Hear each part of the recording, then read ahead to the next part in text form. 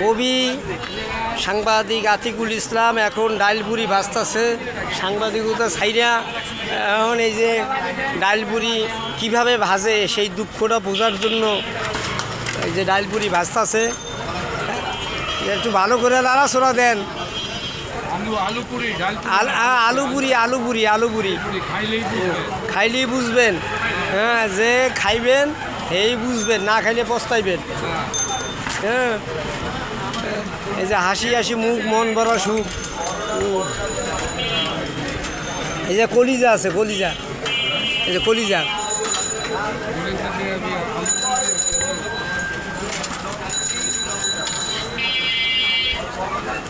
এই তেল তো কয়দিন, আজকের তেল, আজকের না।